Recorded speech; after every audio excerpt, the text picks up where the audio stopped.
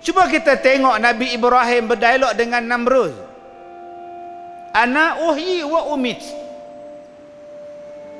Kata Namrud, aku ni Tuhan.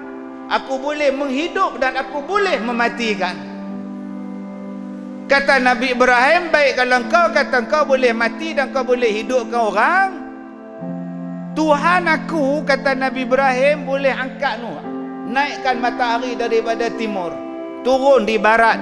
Kalau hang betul Tuhan, hang naikkan matahari daripada barat. Kalau betul hang Tuhan. Fabuhital ladzi kafar. Diam Namrud. Tengok dalam kisah Nabi Yusuf, bila dia nak jadi beraja, selepas tu menteri di Mesir, apa dia cakap? 7 tahun kamu akan berhadapan dengan musim pertanian yang bagus. Cantikkan pertanian, simpan elok-elok selama 7 tahun. Kalau kamu nak makan pun sikit-sikit sudah, yang lain kamu simpan. Buat persiapan untuk 7 tahun yang akan datang. Tuan-tuan nak tengok derahnya, kerahnya hati manusia. Tengok ibu mertua aku, Dr. Ismadi kata, Kasim selamat, memang aku ambil isteri hang, tapi aku dah bagi mata kat hang. Kan adil, aku ambil bini hang, aku bagi mata kat hang. Aku minta maaf lah.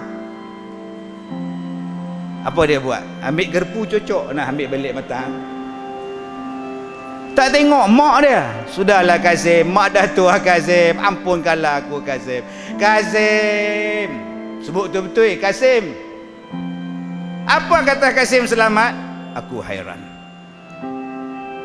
kenapa Allah jadikan kau manusia? Bukankah lebih baik kau jadi haiwan? Alah Kasim, tidur pula kat kubur orang tua. Manusia ni tuan-tuan, padahal ambil isteri je pun tulis surat kata mati, telegram. Padahal dia dah dapat combi nak main orang Penang main. Orang Penang lah. Nak menakat mak nisbu. Awak cik tukar nama. Bismillahirrahmanirrahim. Alhamdulillahirabbil alamin. Wassalatu wassalamu ala Rasulillah wa ala alihi wa ashabihi ajma'in. Qala Allah Ta'ala fi kitabihil karim, a'udzu billahi minasy syaithanir rajim. Qul in kuntum tuhibbunallaha fattabi'uni yuhibbukumullah wa yaghfir lakum dzunubakum wallahu ghafurur rahim. Sadaqallahul azim. Makasih kepada Tuan Imam, makasih kepada seluruh ahli-ahli jawatan kuasa masjid, kepada pegawai-pegawai keselamatan yang bertugas, pada semua sedang jemaah. Mudah-mudahan dirahmati, diberkati oleh Allah Subhanahu wa taala. Allah Taala berfirman di dalam surah Al-Maidah ayat yang ke-15.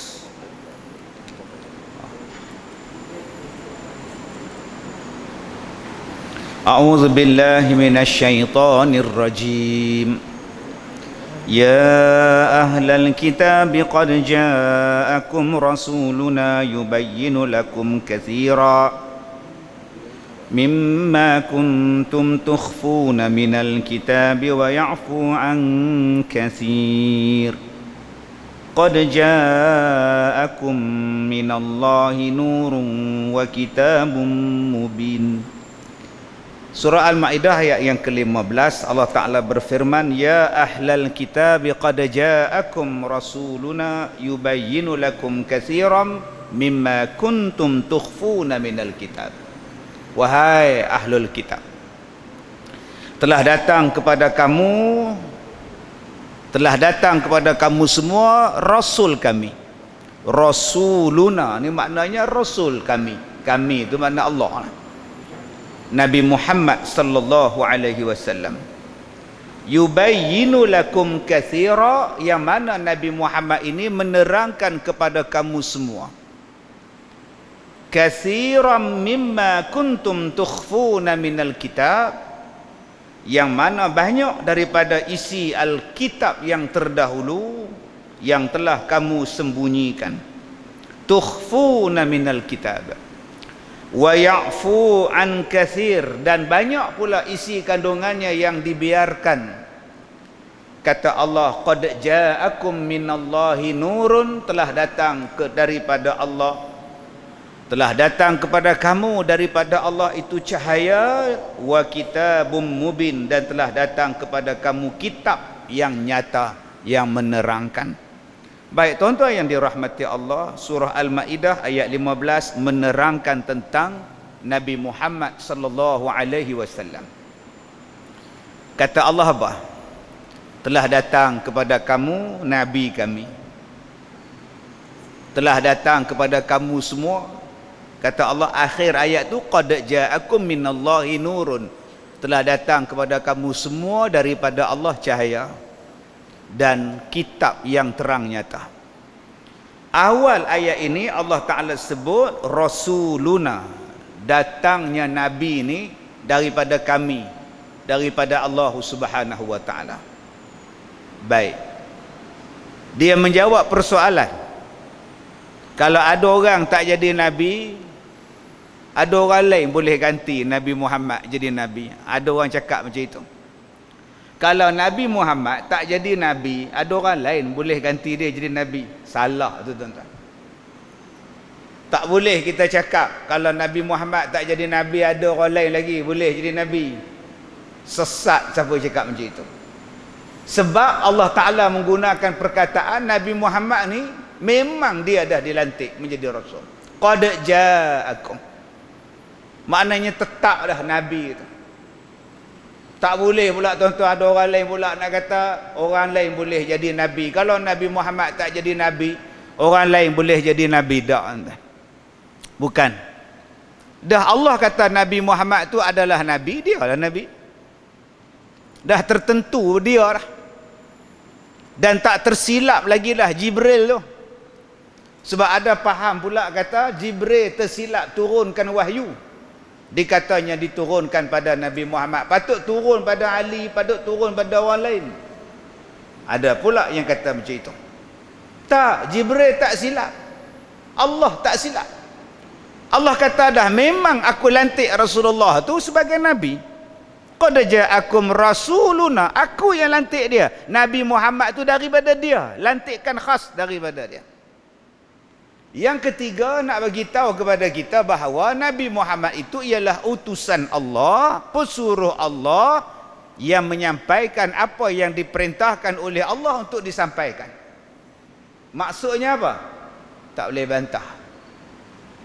Tak boleh bantah, tak boleh melawan dia, tak boleh tolak dia, tak boleh benci dia, tak boleh tak suka pada dia, semuanya tak boleh melainkan yang baik-baik belaka. Maka datanglah perintah Allah. Allah Ta'ala sebut di dalam Al-Quran, Ati'ullah wa ati'ur rasul wa ulil amri minkum. Ta'atlah kamu pada Allah dan ta'atlah kamu pada Rasul. Ta'atlah kamu dan ta'atlah kepada pemimpin kamu. Ta'atlah kamu pada Allah, ta'atlah kamu pada Rasul dan pemimpin kamu. Dalam ayat yang lain pula, Qul ati'ullah wa rasul, dan ta'atlah kamu, katakan wahai Muhammad, taatlah kamu kepada Allah dan Rasulnya. Ini dipanggil sebagai ketaatan mutlak. Ketaatan kepada Allah, ketaatan mutlak, tak boleh bantah. Jangan duk petikai, jangan duk bantah apa yang Allah kata. Ni nama dia mutlak. Sebab apa mutlak? Sebab kita ni hamba, kita ni makhluk. Allah tu yang menjadikan kita. Segala perintah Allah kena buat. Hak dia larang jangan kata buat. Sebab segala perintah Allah tu mesti betul. Segala perintah Allah tu mesti bersesuaian. Segala yang Allah perintah itu adalah betul belaka. Tidak ada satu pun perintah Allah yang tidak betul. Maka dia dipanggil sebagai mutlak. Yang kedua, ketaatan kepada Rasul, ketaatan yang mutlak. Tak boleh nak kata ada benda yang kita boleh ikut Nabi ni, ada benda, ada masa kita tak payah ikut. Tak boleh cakap macam itu. Dengan orang lain kita boleh ikut, dengan orang lain kita boleh cakap, dengan mak bapak kita boleh cakap macam itu. Ada perintah mak yang betul, aku ikut. Kalau perintah mak tak betul, aku tak ikut. Wa in jahadaka ala an tusyrika bi ma laysa laka bihil ilm fala tuti'huma. Kalau mak bapak kamu ni suruh buat syirik pada Allah, dia orang ni pula tak ada ilmu, kata Allah, fala tuti'huma, jangan kamu taat pada mak bapak kamu. Sebab itu ketaatan pada mak bapak bukan ketaatan yang mutlak. Kena tengok apa perintah dia, kena tengok apa larangan dia. Tetapi ketaatan kepada Nabi SAW adalah ketaatan mutlak. Sebab apa? Sebab datangnya perintah daripada Rasulullah, Allah yang perintahkan dia. Wa ma yantiqu 'anil hawa. Bukan saja-saja dia bercakap, bukan saja-saja Rasulullah bercakap. Apa yang baginda sebut, apa yang baginda cakap, datangnya daripada Allah Subhanahu wa taala. Sebab hari ini tuan-tuan, banyak orang yang cakap tentang Rasulullah. Ada yang mendakwa dia lebih pandai daripada Nabi sallallahu alaihi wasallam. Saya ada ijazah ustaz, saya ada master ustaz, saya ada doktor. Nabi Muhammad belajar di mana ustaz? Itu soalan dia. Nabi Muhammad ni buta huruf ustaz, ABC pun tak kenal. Takkan saya nak mengikut orang yang tak kenal ABC? Wah, pandai orang sekarang tuan-tuan. Dia faham pandai itu sebab ada sijil. Orang sekarang ni faham apa dia? Pandai itu ialah ada sijil. Ahli itu ialah bila ada sijil, bila ada universiti, ahli. Maka faham dia ialah ahli. Habis itu ulama tidak ada sijil, imam mazhab tidak ada universiti, nak panggil apa? Imam Syafi'i tak ada ijazah kedoktoran, doktor falsafah tak ada, doktor apa pun tak ada Imam Syafi'i. Sebab tu hari ni orang panggil Imam Syafi'i itu PI. Boleh dia panggil Imam Syafi'i itu PI. Dia ingat PI belakang rumah dia. Dia panggil PI. Imam Syafi'i. Imam Syafi'i. Dia panggil PI. Dia boleh tikai pula, boleh kata pula hak Syafi'i tak betul, Hambali tersilap, Hanafi tak apa nak tepat, Maliki ni pun kita tak boleh ikut semua. Habis tu nak ikut siapa? Ikut aku ada PhD. Ni tuan-tuan zaman sekarang ni. Sebab penilaian kita hari ni dia letak di situ. Penilaian hari ni ialah siapa yang bercakap, tanpa melihat apa benda yang dia cakap. Siapa yang cakap tu? Tu bidang dia lah. Tu dia punya kepakaran lah. Tu dia punya ni lah. Siapa yang cakap tu? Dia ni budak ni, dia buat goyang tangan lagu tu. Dia nampak ni. Tapi apa yang dia cakap tu betul? Memanglah betul. Tapi dia apa? Hang kukuk nyok apakah? Duk tangan lagu ni kukuk nyok. Zaman dulu-dulu ni. Duk tikai tentang ni. Yang ni yang kita takut di zaman kita sekarang ni. Sudah hilang perkataan balighu anni walau ayah. Sampaikan daripada aku walau satu ayat. Disuruh sampaikan daripada Rasulullah. Sampaikan daripada aku walau satu ayat. Tak kira lah hang siapa pun. Sampaikan daripada Allah. Sampaikan daripada Rasulullah. Satu ayat pada orang lain supaya ada manfaat. Hari ini siapa berani cakap? Sampai ke satu ayat, hang siapa? Dia tanya hang siapa pula. Kita jawab Muhammad Kazim. Sudah. Dah dia tanya hang siapa? Seolah-olah hanya ahli saja yang boleh cakap. Sedangkan kita hendaklah menyampaikan balighu anni walau ayat. Dan sampaikan walaupun benda itu adalah pahit. Walaupun pahit ditelan, pahit untuk didengar.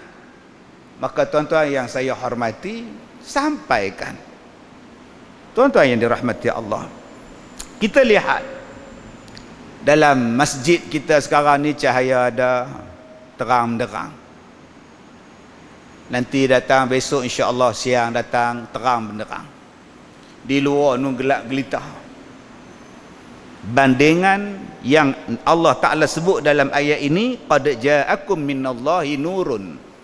Telah datang kepada kamu daripada Allah cahaya. Nabi Muhammad tu digambarkan cahaya. Bukan Nabi Muhammad tu diperbuat daripada cahaya. Allah gambarkan dia tu cahaya yang menerangi kegelapan. Bayangkan tuan-tuan, duduk di luar nu gelap, mai dalam ni cerah. Duduk di luar nu macam-macam benda boleh jadi. Ular kapak pun ada. Orang nak rompak pun boleh. Langgar kereta orang pun boleh. Langgar orang pun boleh. Pasal gelap. Mai duduk dalam ni cerah. Batang hidung nampak. Bulu hidung pun nampak. Soalan dia, yang kata pergi dalam gelap tu siapa? Elektrik dah ada lah. Pasal apa tak mau elektrik? Payah. Itu pakcik duduk dalam apa? Duduk dalam gelap. Boleh duduk no? Senang tidur kata dia. Lampu kereta dah ada. Pasal apa tak pasang? Dia kata tak apa, polis tak ada. Bila nak pasang? Polis ada baru saya pasang. Dah pasang lah malam ni. Tak apa. Tak ada masalah apa, mata terang. Tuan-tuan nak kata apa orang ni? Gila ke? Bodoh ke apa ke? Nabi Muhammad ni dia cahaya. Dia menerangi kegelapan kepada kita. Maknanya kalau kita mengikut Nabi Muhammad, kita terang. Kita ikut ajaran Rasulullah, kita senang. Kita ikut ajaran Nabi Muhammad, kita dipandu. Kita ikut ajaran Rasulullah, jalan tu betul dah. Sebab dia nur. Tengok-tengok ada orang hari ini cari jalan lain daripada jalan Nabi Muhammad sallallahu alaihi wasallam. Ada yang pilih jalan ayah pin. Ada yang pilih jalan Rasul Melayu. Duk elok-elok mengaji di masjid berhenti. Ikut ajaran Nabi orang Melayu. Tak kepelik hari ni tuan.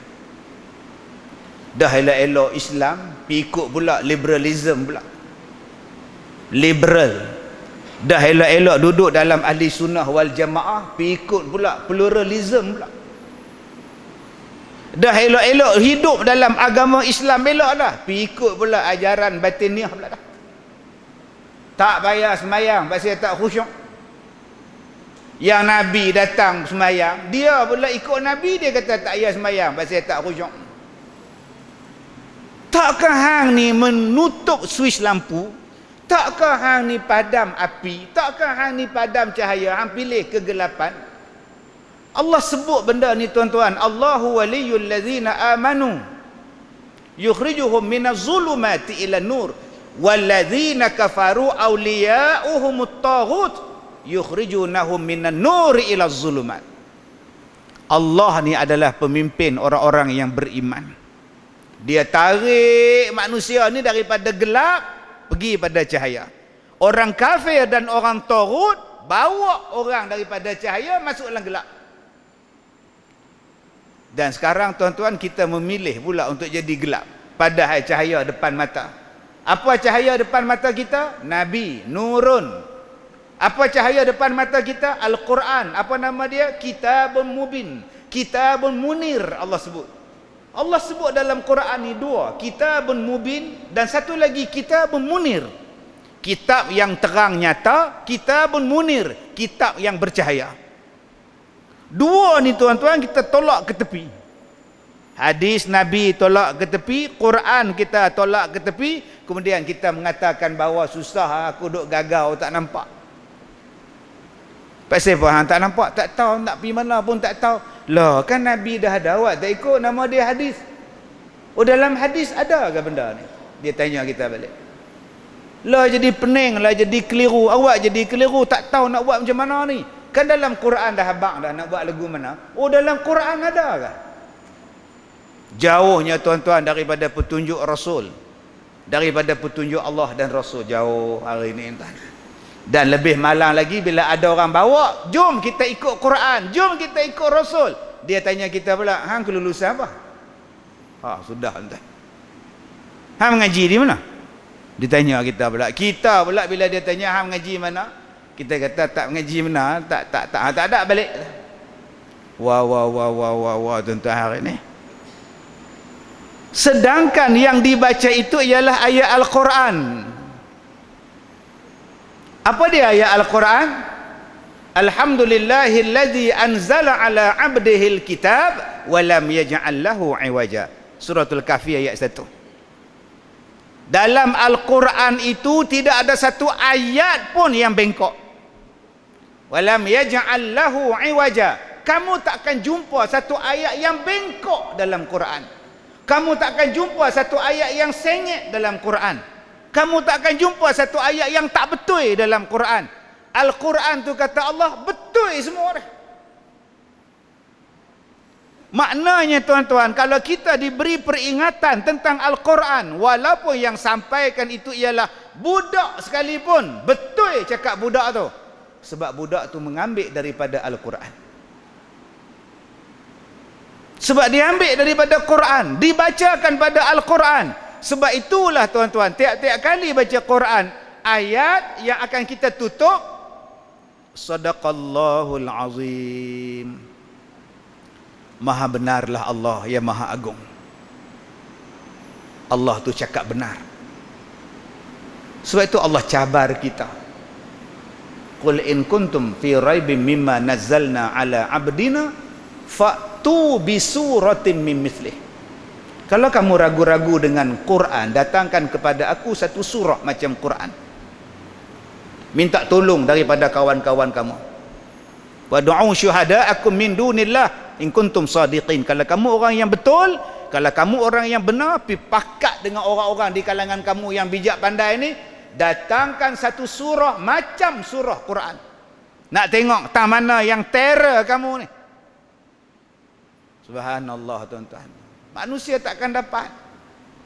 Sebab tu kalau kita cakap bahawa kita hari ni pening, kita dalam dilema, kita dalam confuse, kita sekarang tak tahu nak buat apa, jawapan dia senang. Sebab hang tak balik pada Quran. Hang balik pada Quran, selesai masalah.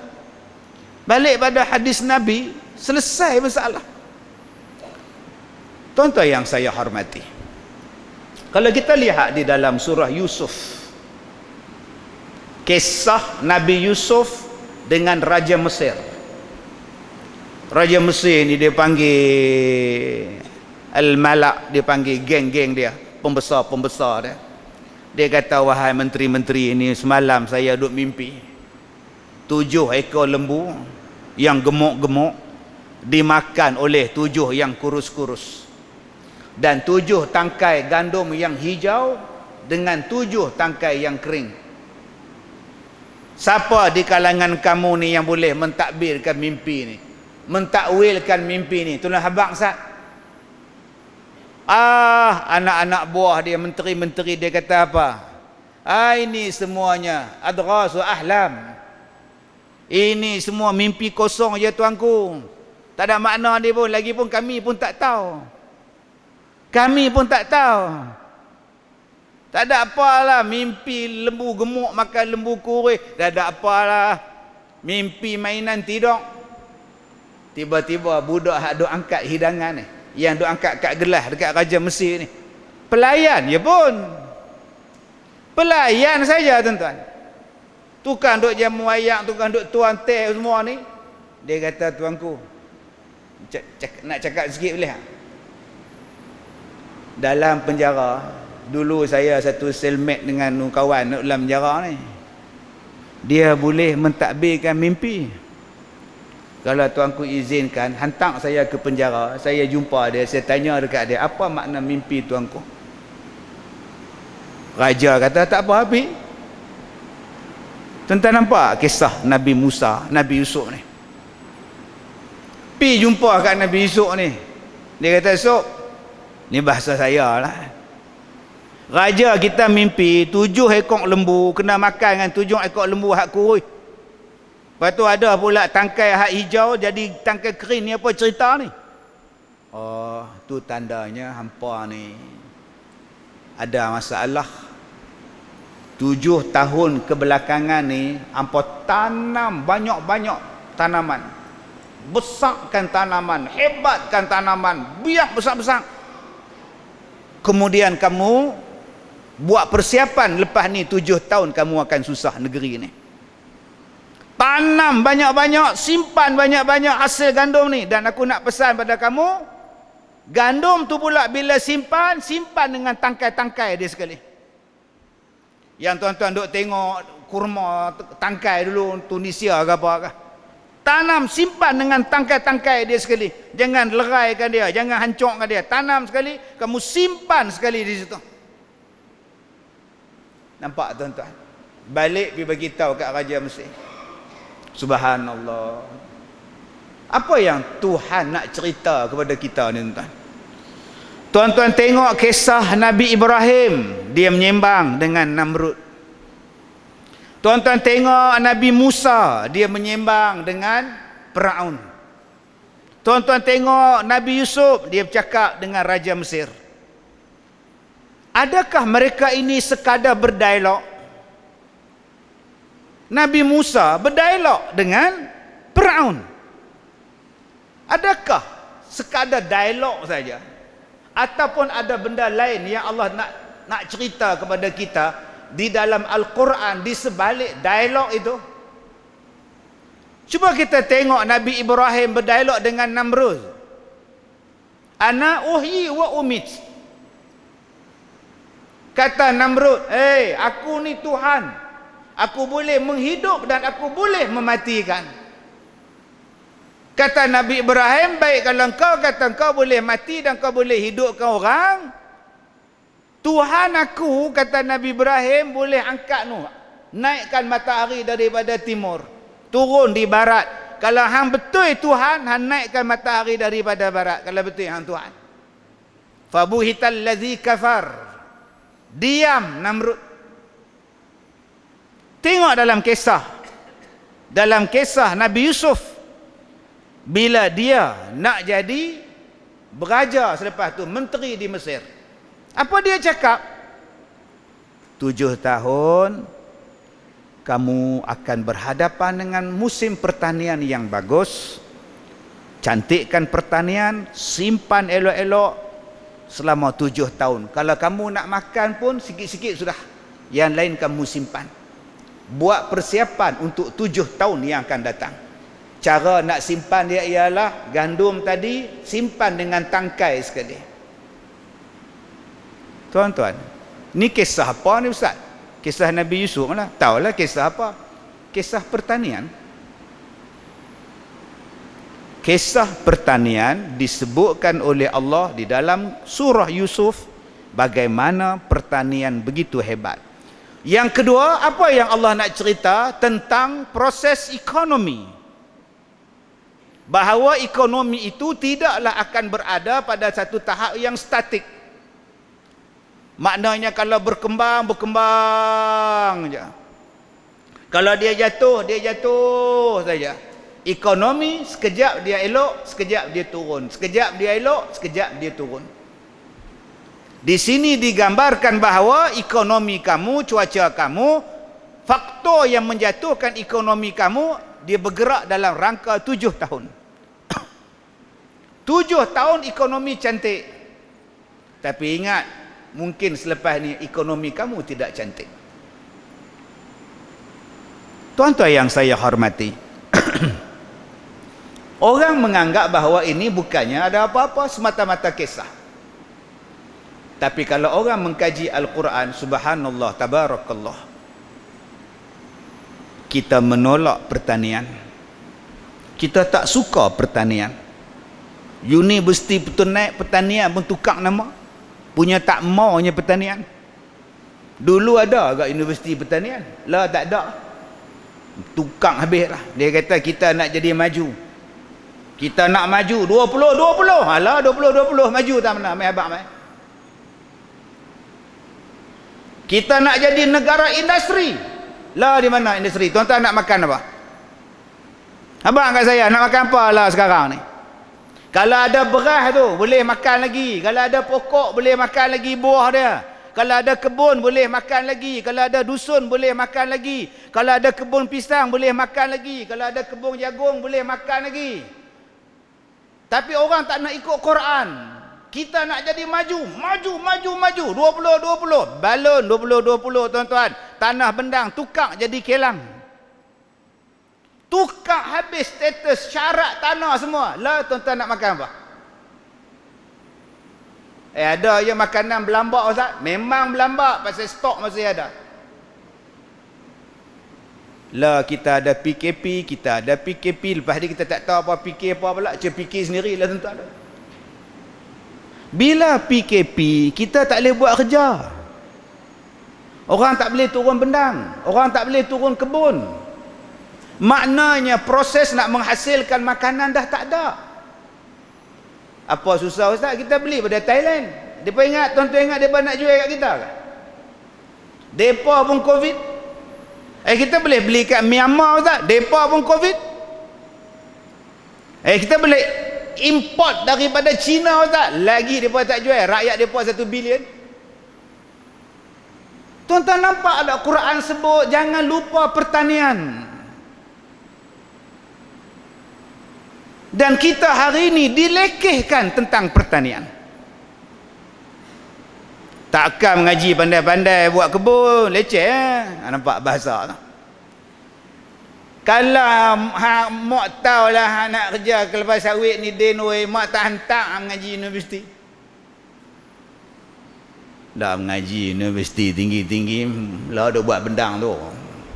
Tu duk pegang komputer. Pok suruh dalam cakap. Mai kawan ni pula jual bangah oi. Buat benda pun tak mana nak dapat. Jual lah 2-3 kelong tu dapat 4-50 ribu. Nang malam bangah oi. Pak ngah jual dapat 70 ribu, Pak Lang jual. Pak Mik jual, Tok Lang jual, Tok Ngah jual, lama-lama habis. Lah nak makan apa? Sebab itu bila manusia dah tak ada makanan, bila manusia sampai pada satu tahap makanan dah tak ada, masa tu Dajjal mai. Hampa nak makan? Hampa lapar? Hampa kebulung? Aku ada makan. Nak mengaku aku Tuhan dulu. Perancangan tu hebat. Quran dah bagi tahu pada kita dah, cantik punya tuan-tuan. Tapi sayang, kita melihat bahawa pertanian itu adalah lemah, tak boleh maju. Dia lupa Australia, negara pertanian, elok aja dengan penternakan dia, dengan pertanian dia. Belanda, elok aja bertani dia. Thailand, negara pertanian, elok aja, tak jadi miskin papa kedana pun Thailand tu. Berapa banyak negara yang menjadikan pertanian elok aja tuan-tuan. Tapi bermula tahun 80-an kita tukar daripada pertanian ni mai kepada industri. Akhirnya bila kelang lingkup, tokek kelang balik ke negeri dia, tinggal kelang terbengkalai. Dengan sisa toksik di situ, dengan segala bahan kimia ada di situ, melempak di sungai. Kita pula tuan-tuan, duk minum air tercemar, tak boleh minum. Duk tunggu air hujan sekarang ni. Sungai jadi kotong, apa jadi kotong. Ikan segala mampuih belakang. Tapi orang tak nampak ini Quran cakap. Bukan saya menentang industri, saya tak menentang industri. Tetapi jangan diabaikan terus pertanian. Jangan ditukar status dan tajuk tanah, ditukar semua pada industri. Maka mulalah pada masa itu kita bercakap tentang pencemaran.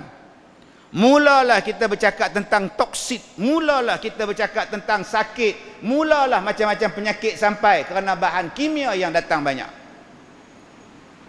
Tuan-tuan yang saya hormati, Allah Ta'ala sebut pada kita dalam kisah Nabi Yusuf, 7 tahun.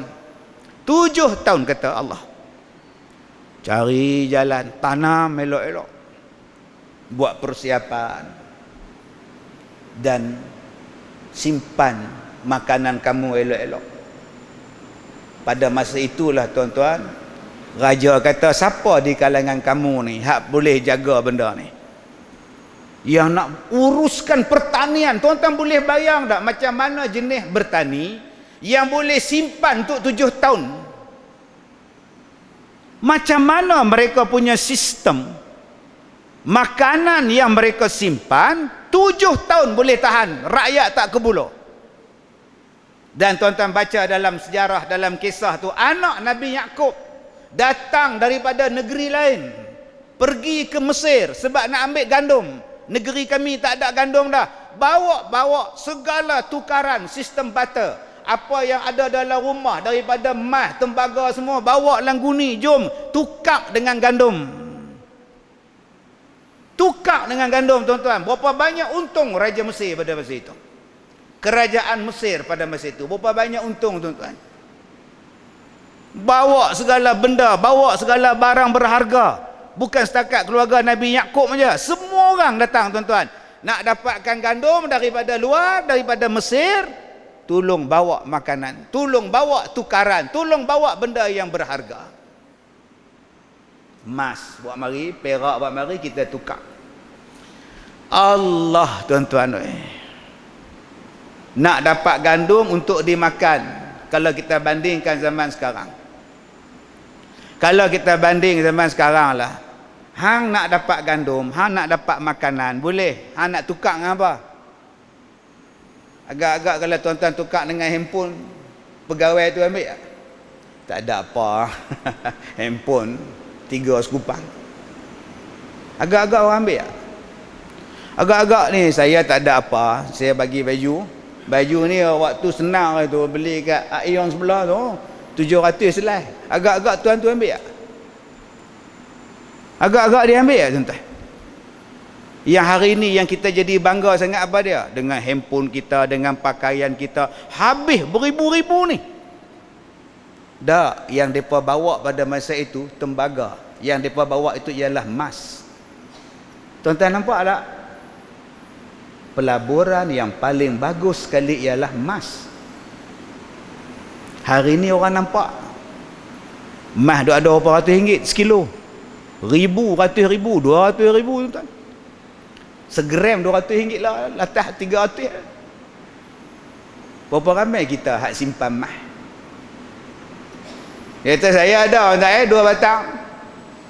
Pi gadai Pak Long. Dulu kita menghabiskan duit terlalu banyak dengan handphone. Orang buat keluar 5, kita 5. Orang keluar 6, kita 7. Orang buat keluar 7, kita 9. Orang buat keluar 12, kita 13. Duit kita saja beribu dah habis kat menatang ni. Belum masuk lagi motor daripada EX5, Bersefai, Y suku, Y3 suku. Cuba tengok kereta kita. Kita habis daripada sport rim sampai exhaust. Habis gila-gila punya. Duit banyak. Senang. Bumbung tak ada bumbung. Dia tebuk buat keluar kepala anak dia petang-petang. Saja, tuan-tuan, tebuk. Pasal apa? Saja duit banyak. Bawa anak-anak dia, isteri dia berdiri atas kereta, anak dia pun berdiri atas kereta. Berapa ribu habis pakcik? 3,000 saja, tak ada apa nak buat. Lah bocok untuk kereta dah. Kereta ke payung pula. Sebab tu, tuan-tuan, Quran dah sebut tolong simpan emas. Jaga benda yang berharga. Orang tua-tua kita dulu, tuan-tuan, mati-mati ni ada barang emas kat tuan-tuan ni. Hak tu barang emas kita duk gadai lah ni. Sebab tu adik-adik, anak-anak muda yang ada ni, jom kita buat pelaburan. Baru ni saya cakap pada KWSP. Dah sampai dah masa dia KWSP membuat pelaburan emas untuk pencarum dia. Pencarum masuk setiap bulan 200, beli emas 200 1 gram contoh dia. Tengok harga naik sikit 280 jual. Masa tu juga dapat untung. Bayangkan, tuan-tuan, perniagaan emas. Ni kisah Nabi Yusuf dalam Quran, dia cerita bagaimana nak menghadapi situasi ekonomi akan meleset, pertanian akan tak ada. Pada masa itu orang semua pakat mencari makanan. Orang pada masa susah dia akan cari makanan, dia tak akan cari handphone. Orang tengah lapang, tuan-tuan, jarang makan handphone. Jarang, tuan-tuan, dia makan plastik.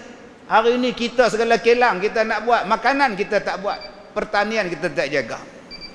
Sedangkan baik siapa pun, tuan-tuan, dia akan cari makanan. Dan kata Allah, selepas 7 tahun waktu susah, kata Allah, akan datang waktu senang pada kamu, hujan mencurah-curah pada kamu sampai kamu boleh petik buah-buah anggur. Subhanallah, tuan-tuan. Kalau kita faham Al-Quran bukan daripada sudut hanya membaca saja, Al-Quran menerangkan kepada kita apa yang patut dibuat dan apa yang kena buat persiapan untuk di dalam dunia. Apatah lagi persiapan kita nak menghadapi kematian. Bersiapan untuk berhadapan dengan akhirat itu, tuan-tuan. Tuan-tuan yang saya hormati, Allah Ta'ala berfirman di dalam surah Al-Ma'idah ayat yang ke-16. A'udzubillahi minasyaitonir rajim. Yahdi bihillahu man ittaba'a ridwanahu subulas salam wa yukhrijuhum minaz zulumati ilan nur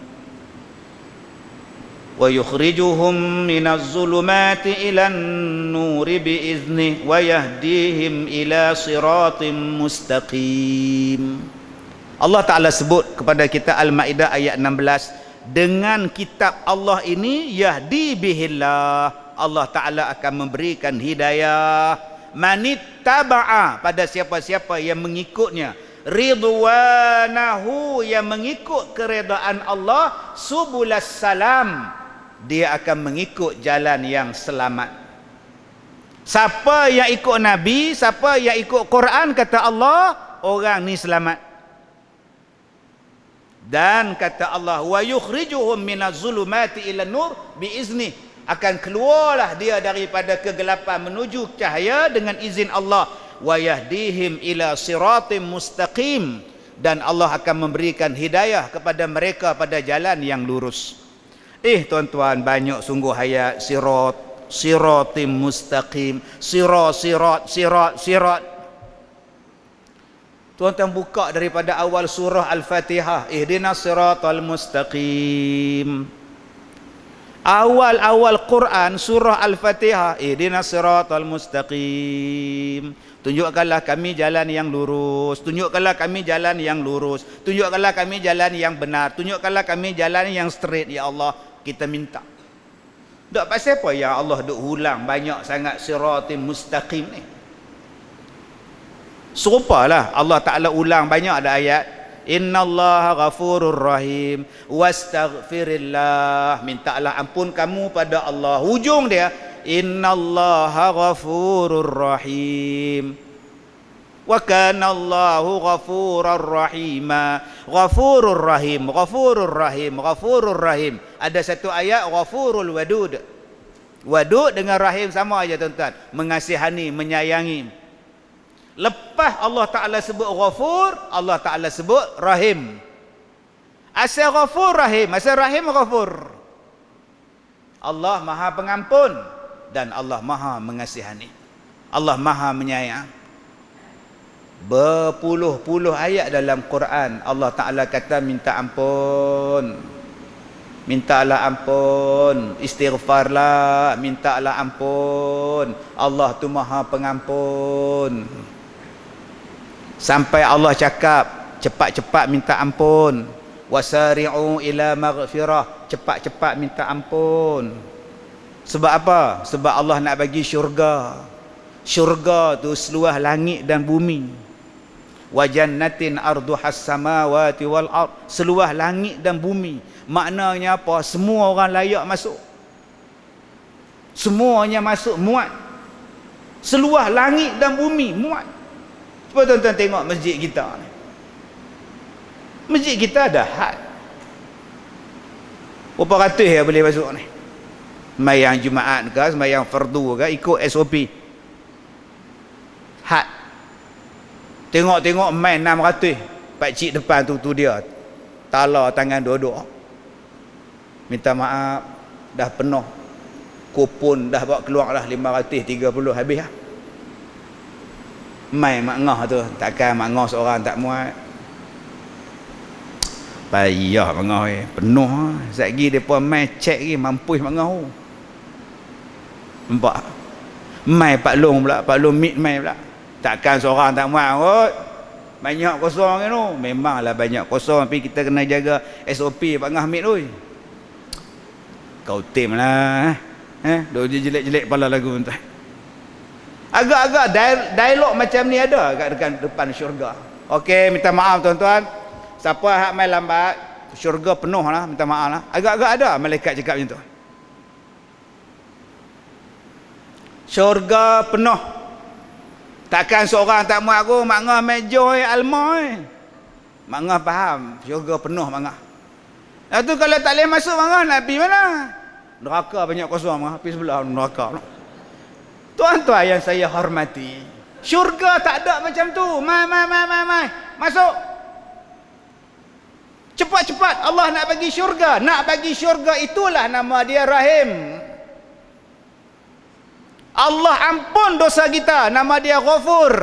Lepas Allah Ta'ala ampun, Allah Ta'ala kata nanti aku bagi syurga. Allah gabungkan Ghafurur Rahim. Jahat macam mana pun kita, teruk macam mana pun kita, kalau kamu bertaubat kepada Allah, Allah buka jalan syurga untuk kamu. Rahim. Allah bukan dendam macam kita, tuan-tuan. Kita ni dendam.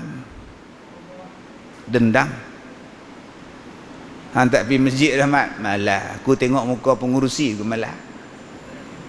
Alah. Tu hampir mana? Mayang di rumah. Elok pula SOP ni, elok lah. Tu mayang di rumah, Jumaat buat macam mana? Jumaat pun di rumah. Boleh no? Apa tak boleh pula. Sampai macam tu, bukankah orang dah minta maaf kat hang? Tak mau. Tuan-tuan nak tengok kerasnya hati manusia, tengok ibu mertua aku. Dr. Ismadi kata, Kasim selamat. Memang aku ambil isteri hang, tapi aku dah bagi mata kat hang. Kan adil? Aku ambil bini hang, aku bagi mata kat hang. Aku minta maaf ah. Apa dia buat? Ambil gerpu cocok nak ambil balik mata hang. Tak tengok mak dia. Sudahlah Kasim, mak dah tua Kasim, ampunkanlah aku Kasim. Kasim, sebut betul-betul Kasim. Apa kata Kasim selamat? Aku hairan. Kenapa Allah jadikan kau manusia? Bukankah lebih baik kau jadi haiwan? Alah Kasim, tidur pula kat kubur orang tua. Manusia ni tuan-tuan, padahal ambil isteri je pun tulis surat kata mati telegram. Padahal dia dah dapat combi nak main orang Penang main. Orang Penang ah. Anak Melaka Mak Nisbu. Awak cik tukar nama. Dia duk nampak seberiah lagi. Combi nak main, lawa combi lagi. Mak mertua pun baik, mak mertua ni cengih, mak mertua nak main ni lembut. Kesian, awak cik tidur depan rumah mami, nampak lembut je tuan-tuan, mak mami. Tapi manusia ni tuan-tuan, keras hati dia. Tak ada, buta pun tak apa. Jom kita balik Penang, kita makan laksa dengan persembok. Nak balik Penang lagu mana? Memang sedap laksa Penang, memang sedap persembok dia. Tapi hang tak seronok pasal hang buta. Tak mana dah, laksa tak mana atau seronok tak mana lagi. Ini manusia tuan-tuan. Tapi Allah bukan macam tu. Hang buatlah macam mana pun. Hang ni buat macam mana pun. Jahat sungguh, bunuh orang ada, merompak ada, tikam ada. Ketum ni pembekal nombor 1. Lah. Tabung masjid dia curi. Apa yang dia tak buat tuan-tuan? Mai satu keinsafan, ya Allah ampunkan aku ya Allah. Allah terima taubat. Yang masjid hari tu hampir jumpa dia bayar balik. Pergi bayar balik. Yang hang curi buah pelam tu pergi bayar balik. Yang hang taubat dengan Allah, taubat. Allah ampunkan dosa hang. Taubat elok-elok, Allah Ta'ala bagi apa pada kita? Allah Ta'ala bagi rahim. Dia bagi ketenangan jiwa. Allah masukkan kita dalam syurga. Allah hapuskan kita dosa-dosa kita. Tu nama dia Rahim. Tuan-tuan, dalam ayat ni pula kita duk sebut siratim mustaqim. Siratim mustaqim. Siratim mustaqim. Asal sirat mustaqim. Asal sirat mustaqim. Dia duk dekat-dekat. Inna hadza sirati mustaqiman, kata Allah. Ini adalah jalanku yang lurus, ikut. Asal ada sirat mustaqim. Dekat-dekat ayat ni tuan-tuan. Tuan-tuan tengok daripada Al-Fatihah ada. Awal-awal lagi ihdinas siratal mustaqim. tunjukkanlah kami jalan yang lurus. Kenapa ayat ni diulang-ulang? Sebab ramai orang nak bagi kita bengkok. Banyak orang nak jadikan kita sesat. Yang paling jahat nak bagi kita sesat ialah iblis. Dia letakkan tentera-tentera dia pula, lawan habis-habis, pujuk habis-habis manusia ni supaya berpaling daripada mustaqim, ikut jalan kita. Dan mereka nak sesatkan kita ni tuan-tuan, bukan sikit-sikit, sehabis-habis cara nak sesatkan kita. Mereka kaji tuan-tuan hadis. Tuan-tuan ingat mereka bodoh? Mereka kaji hadis. Mereka baca kullu lahmin nabata min sukhtin fannara aula bih. Baca hadis. Setiap satu daging yang tumbuh daripada benda yang haram, maka nerakalah yang layak pada orang tu.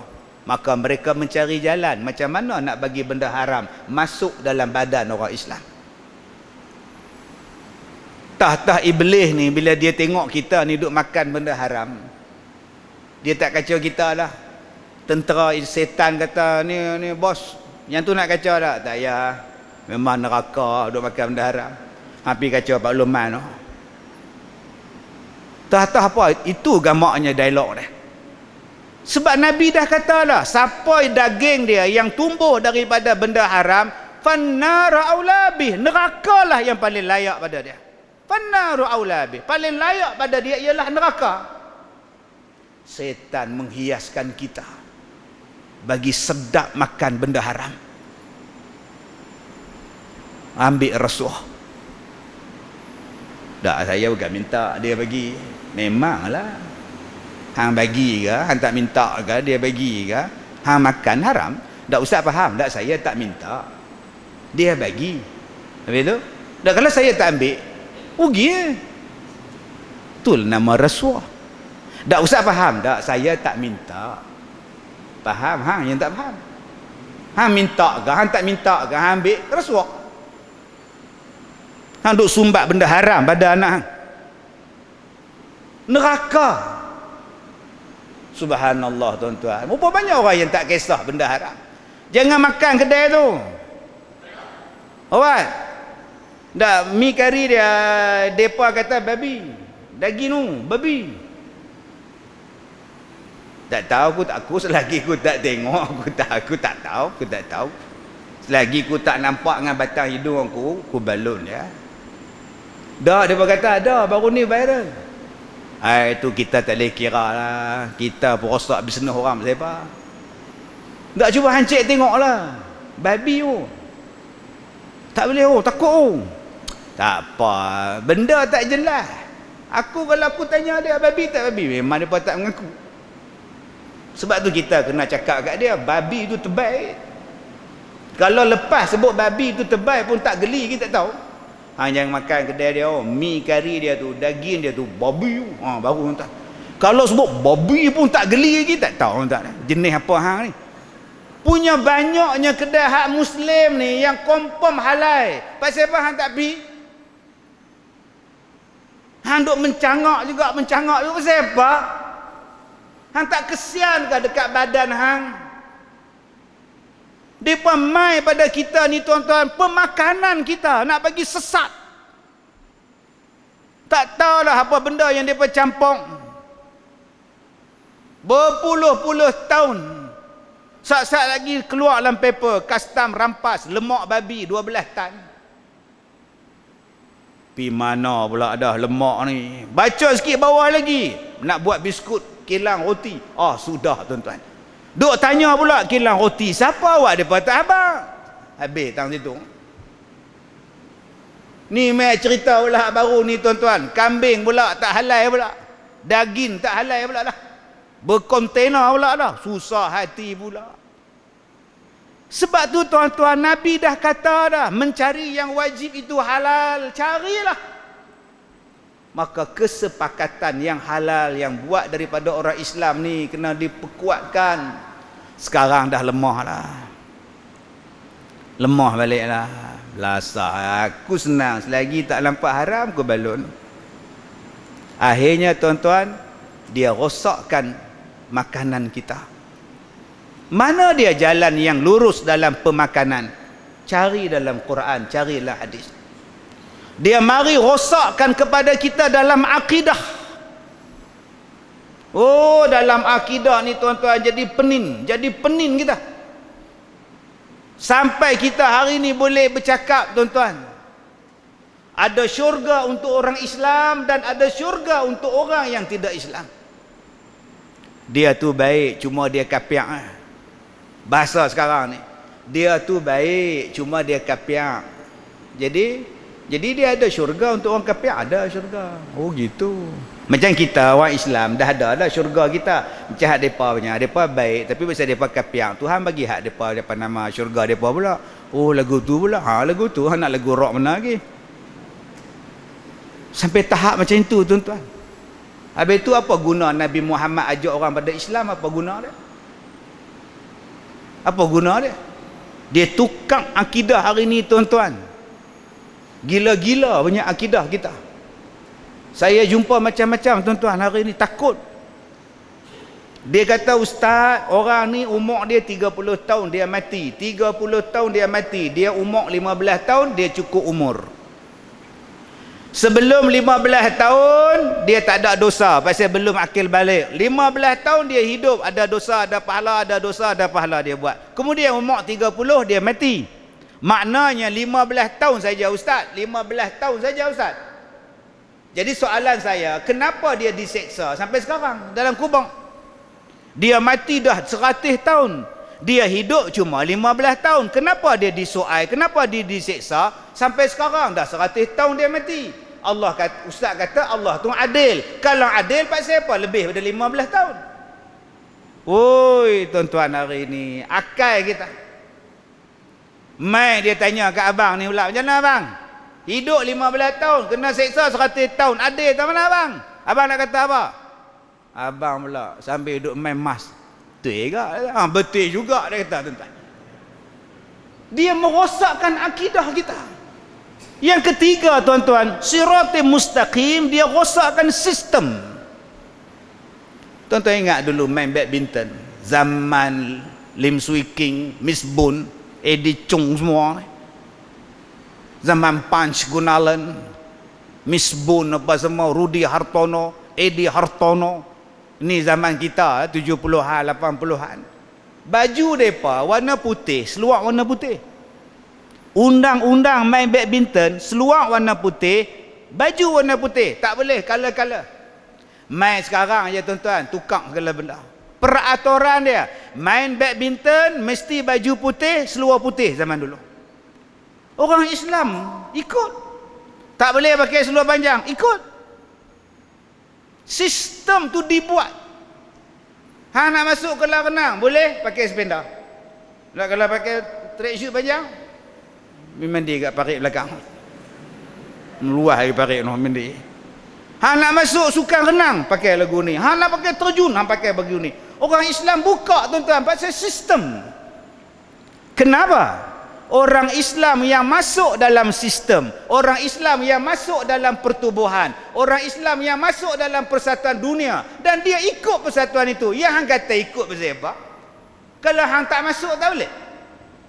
Masuk dalam pertubuhan sukan, masuk dalam pertubuhan sana, masuk dalam pertubuhan budaya, masuk dalam pertubuhan kesihatan, lah ikut hak depa punya. Kenapa tak ikut sirati mustaqimah, jalan Nabi? Apa Nabi tidak mengajar cara bersukan? Apa Nabi tidak mengajar cara berpolitik, sistem? Apa Nabi tidak mengajar ilmu kesihatan? Apa Nabi tidak mengajar ilmu berkaitan dengan hubungan di antara negara? Apa Nabi tidak mengajar hubungan masyarakat majmuk yang Islam duduk dengan yang bukan Islam? Jalan itu diajar. Di mana ustaz? Dalam Quran pun ada ajar, dalam hadis pun ada ajar. Maka manusia ni dia tolak yang Quran punya, dia tolak yang Nabi punya tuan-tuan, dia ambil yang hak dibuat oleh manusia ni. Bila dia ambil tuan-tuan, maka jadilah pening macam sekarang. Pening tuan-tuan. Jadi kelang kabut kita. Sedangkan kita dah duduk dalam cahaya dah. Allah Ta'ala sebut di sini, yahdihim ila siratim mustaqim. Kita dah duduk dalam cahaya. Duduk dalam cahaya. Ustaz, saya tak mengaji tinggi-tinggi Ustaz. Tapi saya dapat penyakit Ustaz. Penyakit apa abang? Saya dapat penyakit kencing manis Ustaz. Subhanallah. Apa punca kencing manis abang? Tak tahu, dia kata pasal gula. Tapi ada orang yang makan gula tak pula kena kencing manis pula. Saya hak makan gula kena kencing manis. Pak mat tempe tu Ustaz, susu ni setengah gelas ni Ustaz oi, tak kena kencing manis pula. Ya, dia tak kena kencing manis, tapi pak mat tempe tu kena kencing. Sama aja. Lagi bahaya saya kata. Hak ni kena kencing manis, hak nu kena kencing. Apa-apa benda pun ada dalam Quran. Wala tusrifu. Jangan kamu berlebih-lebihan. Allah tak suka pada orang yang melampau-lampau. Nak ambil gula, ambil lah, sikit dah. Takut kencing manis. Nak ambil susu, carilah susu original. Dia ajar pada kita tuan-tuan. Tapi hari ni kita tukar. Kita tukar daripada susu hak original, kita buat susu tiruan. Pekat, melekat. Pitenyih dengan jari pula, jilat pula, kecil-kecil dulu. Buh atas roti pula. Buh pula roti tu, bentuk piramid. Kemudian kita kata, saya kena kencing manis, saya tak kencing manis apa. Segala kencing main kat hang. Allah Ta'ala ni dia dah bagi yang istimewa dah, original dah. Nama dia santan. Tapi hari ni kita bila sebut santan, kolesterol, kencing darah tinggi, kolesterol, darah tinggi. Salah pula santan tu. Akhirnya hari ni orang nak masak, dia guna susu tiruan, ganti santan. Boleh tak tuan-tuan? Dah sampai masanya. Saya bercakap tuan-tuan pada pihak kementerian. Saya bercakap depan menteri, saya bercakap dalam televisyen, saya bercakap dalam banyak benda. Banyak tempat saya bercakap. Saya kata kita di sekolah belajar benda hak kita tak pakai lepas habis sekolah. Kita duk belajar di sekolah ni benda hak kita tak guna bila habis sekolah. Anak saya ni balik duk di rumah ni duk buat kerja macam-macam. Saya tengok. Saya kata kat anak saya, kalau tak faham tanya ayah. Dia gelak tau. Dia kata 4 seorang, universiti seorang, ada 5 orang. Tak perempuan 2 orang ni, saya suka usik. Kalau tak faham apa-apa tanya ayah. Anak saya gelak. Pasal apa gelak? Pasal hari tu dia tanya lah, matematik tambahan. Saya naik angin. Hantar tepi, aku pening kepala. Ayah tak reti nak jawab. Berapa banyak kita belajar di sekolah dulu-dulu, lah pi ke mana? Zaman kita dulu belajar geografi, menanam ubi kayu di Cemur. Lah ubi kayu pun tak nampak. Kita belajar tentang geografi, pelabuhan, entrepot di Belanda. Belanda pun tak nampak. Kita duk belajar tuan-tuan melombong biji besi di Brazil. Belajar. Raja Chulalongkorn di Thailand. Bapa dia Raja Mongkut. Agak-agak faedah apa tuan-tuan belajar Raja Chulalongkorn?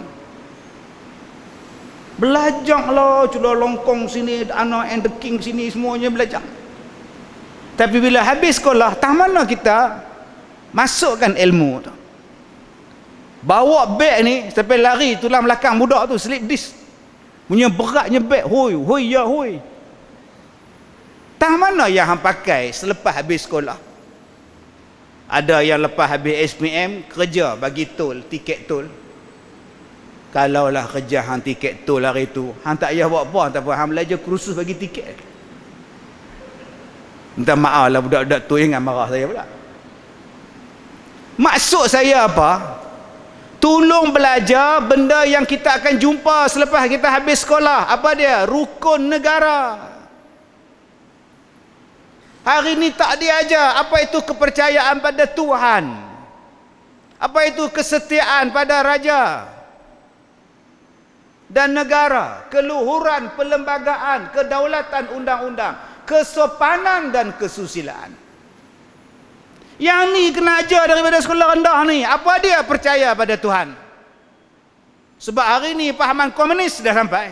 Tak percaya Tuhan. Pahaman yang salah tentang Tuhan. Nak betul balik susah tuan-tuan. Orang tak faham tentang raja. Kenapa tak belajar sistem raja di Malaysia? Sistem raja di tanah Melayu ni. Macam mana 7-9 raja-raja kita ni tuan-tuan yang duduk di tanah Melayu ni sanggup menurunkan tanda tangan, menurunkan kuasa, memberikan kuasa, berikan macam-macam. Nun 1948 sebelum merdeka 1957. Sebab tu hari ni orang hina raja, orang tak hormat raja sebab dia tak tahu apa itu raja asal dia. Ini hang duduk di negeri Perak, hang duduk di Johor, hang duduk di Selangor, hang duduk di Negeri Sembilan, hang duduk di Terengganu, Kelantan, Kedah, Pahang. Apa peranan raja ni? Hang tak pernah baca pun. Sultan dan pemerintah negeri dok dan jajahan takluk dia. Maka hari ni timbullah cerita sultan-sultan ni duduk saja makan gaji buta. Kalau Tuhan tak sign hari tu, hang pun tak boleh duduk kat Malaysia. Kurang hajar hang dengan sultan. Bayangkan tuan-tuan, negara lain masuk dalam negara penjajah British, penjajah Belanda, penjajah Portugis, penjajah Sepanyol, masuk dalam negara-negara Islam, apa dia buat? Dia ubah habis entah.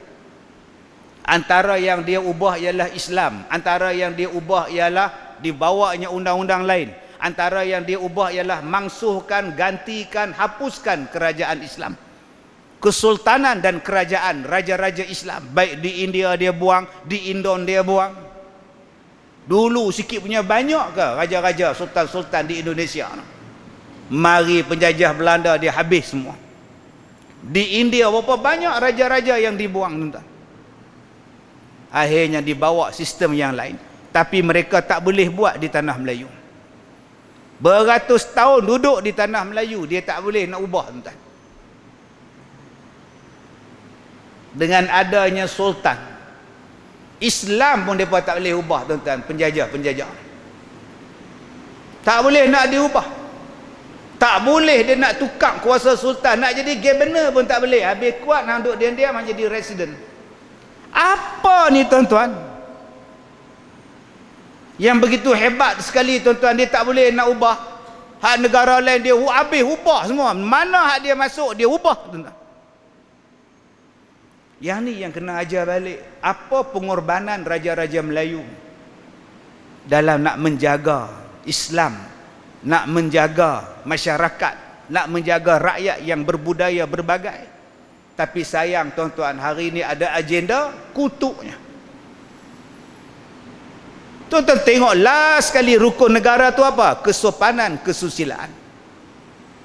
Terapkan daripada sekolah lagi. Apa dia sopan? Bila kita tegur, tak boleh pakai macam ni, tak sopan. Saya punya pasal, saya nak pakai skirt. Tak boleh pakai macam ni, hang tayang dalam Facebook. Saya nak pergi mandi. Takkan nak pakai jubah kot. Abang Jad. Pakai sependa, duk menari gini. Memang tu hak hang, tapi dalam bilik hang, bukan dipamerkan. Di mana kesopanan kamu? Kamu Islam ke, kamu tak Islam ke? Kesopanan dan kesusilaan. Nombor 2 yang saya cakap kena ajak di sekolah, undang-undang, peraturan. Benda tu dia akan jumpa lepas habis sekolah. Tapi kita tak diajak di sekolah. Undang-undang jalan raya, peraturan jalan raya di sekolah ajaklah. Peraturan, undang-undang yang berkaitan dengan jenayah, berkaitan dengan sivil, apa benda diajarlah. Yang ketiga yang kena ajak di sekolah sebelum mereka habis sekolah, apa dia? kesihatan. Kerana hari ni yang paling banyak mati selepas jalan raya aksiden tuan-tuan, sakit jantung. Yang paling banyak sekarang mati tuan-tuan, kanser. Yang paling banyak mati hari ni apa tuan-tuan? Kencing manis. Yang paling banyak mati hari ni apa tuan-tuan? Diabetes. Apa nama? Darah tinggi. Kenapa tak diajar di sekolah? Yang hang duk makan minuman bergas ni. Main badminton, gas. Lepas main bola, gas. Bertenaga. Tengok macam lembu aku lari. Umur 14 tahun kena insulin lah. Apa nak jadi ni tuan-tuan? Sebab tak diajar. Saya tak tahu benda ni boleh. Betul boleh masuk gout lagi. Macam mana nak main bola ke peringkat Olimpik budak-budak gout? Nak masuk Piala Dunia, renti lah tuan-tuan. Budak-budak gemuk. Pemakanan tak sihat. Duk makan kentang goreng sambil main game. Kentang goreng. Kena ajar di peringkat sekolah lah. Yang ni makanan tak elok, yang ni makanan berkhasiat, mana ni elok. Yang keempat yang kena ajar di sekolah apa dia? Ilmu rumah tangga tuan-tuan. Ni PKP ni nombor satu yang paling banyak ialah perceraian. Kesan PKP ni, duduk di rumah bergaduh, cerai. Nombor dua, bunuh diri. Saya dalam tempoh PKP daripada bulan 3, bulan 4 tu sampai sekarang tuan-tuan, saya tak larat nak angkat telefon dah. Ustaz boleh jumpa? Nasib baik mereka buat PKP, tak boleh Zoom merah. Hamba duduk di rumah. Ustaz nak jumpa Ustaz boleh? Tak boleh kak Zoom merah, nak main tempat saya payah. Lepas habis Zoom merah, Zoom hijau kak main. Tukang jadi jingga pun tak apa. Nasib baik ada alasan tu tuan-tuan. Kerja bergaduh, bercerai. Pasal apa? Pasal dia tak tahu tanggungjawab. Pasal dia tak tahu apa dia benda yang boleh jatuh cerai, apa dia benda hak boleh jatuh talak. Hang keluar daripada pintu tu, hang keluar aja leha, jatuh talak satu. Ustaz, kenapa? Suami saya kata kalau saya keluar dari pintu tu jatuh talak. Apa tu? Lah kak dah seminggu tak keluar mana tuan? Awak dah tak boleh keluar. Keluar ke tingkap. Dia kata tak boleh keluar kot pintu, kak terbit kot tingkap. Apa masalah? Tuan-tuan, Islam cukup lengkap. Dia menjawab semua soalan yang tuan-tuan nak kemukakan. Tapi sayang, bila orang Islam cakap, ustaz bercakap, dia tak ada kelulusan. Orang tanya saya, ustaz, masa Nabi Adam turun, dinosaur ada? Dinosaur ada masa Nabi Adam turun? Saya jawab, kalau kak duduk di Alma, contohlah kak duduk di Alma, tiap-tiap hari Sabtu raksasa mai ke Alma ni, kak boleh buat rumah. Asal hari Sabtu mai raksasa terbit balik gunung, pijak segala rumah. Kak boleh hidup? Tak boleh hidup. Mampu ya, tahu tak apa. Tapi nasib baik ada Ultraman kak. Pukul 10 dia terbit, dia pangkah raksasa, mampu. Kalaulah Nabi Adam tu ada, masa tu juga dinosaur masih wujud, macam mana Adam nak jadi khalifah atas muka bumi? Allah kan kata, wa iz qala rabbuka lil malaikah inni ja'ilun fil ardi khalifah. Manusia ni kan khalifah yang nak uruskan dunia. Kalau dinosaur tu masih wujud sampai nak mengganggu urusan khalifah, bukankah dia bercanggah dengan ayat Quran? Tidak ada satu benda pun yang boleh mengganggu manusia jadi khalifah. Kalaulah tuan-tuan faham ada benda yang sangat halus mengganggu kita hidup sampai kita tak boleh buat apa, tuan-tuan tolak Quran. Tuan-tuan faham? Tuan-tuan faham maksud saya ni? Kalau kita beriktikad bahawa ada makhluk yang kecil sangat, dia kacau kita buat kerja sampai tak boleh buat kerja, di mana tuan-tuan nak letak ayat wa iz qala rabbuka lil malaikah inni ja'ilun fil ardi khalifah? Nak pergi sana tak boleh, tak boleh ada. Nak pergi jangan ada. Itu aku jadi apa? Manusia ni sebaik-baik makhluk, ahsani taqwim, dia mesti boleh mengalahkan segala benda lain.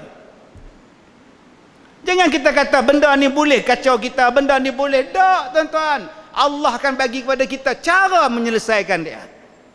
Jangan kita kata bahawa ada makhluk lain lebih terror daripada kita. Sebab tu bila orang tanya pada saya, Ustaz, UFO ada? Alien ada? Nak tengok UFO, Ustaz? Mereka kata ada tu, Ustaz, mai gak tu, tasik gelugong. Dia terbang. Kita, tuan-tuan, kalau cerita, mulut tak muncul, orang tak percaya. Oh, dia main api, tu dia. Orang percaya. Serupa nyimak dengan orang jumpa ulang.